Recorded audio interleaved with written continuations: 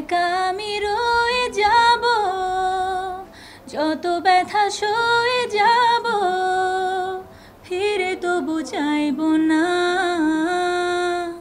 চলো নারী ওই মন করে এত আয়োজন। আমরা যার সাথেই প্রেম করি সে কারো না কারো ক্রাশ খাবো, সে আমাকে পছন্দ করবে না। না, আমি ক্রাশ খাই না, আমার যাকে ভালো লাগে তার সাথে আমার প্রেম হয়ে যায়। আমার দেখতে এতটা খারাপ না যে ক্রাশ খাবো, সে আমাকে পছন্দ করবে না।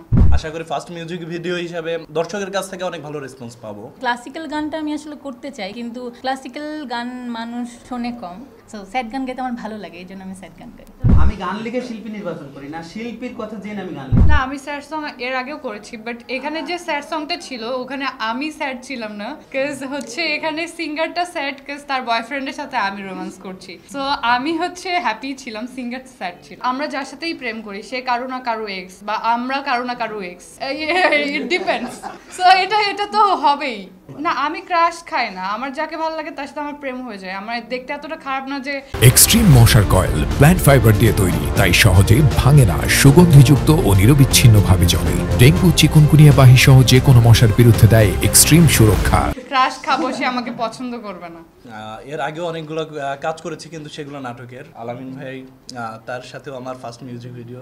আশা করি ফার্স্ট মিউজিক ভিডিও হিসাবে দর্শকের কাছ থেকে অনেক ভালো রেসপন্স পাবো। আমি আসলে নজরুল সঙ্গীত শিখেছি ছোটবেলা থেকে, আমার মায়ের কাছে আমার গান শেখাটা।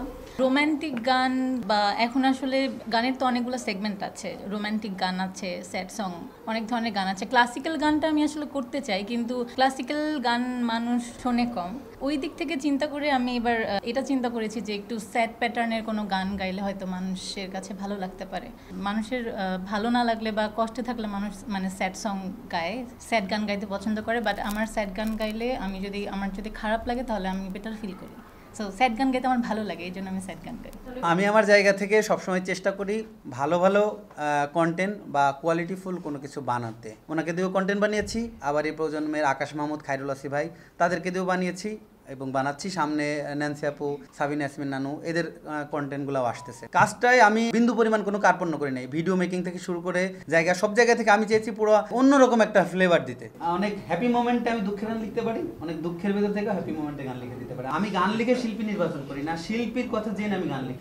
যে টাইপের গান করে আমি তার জন্য সেই টাইপের গান লিখে দিতে পারি।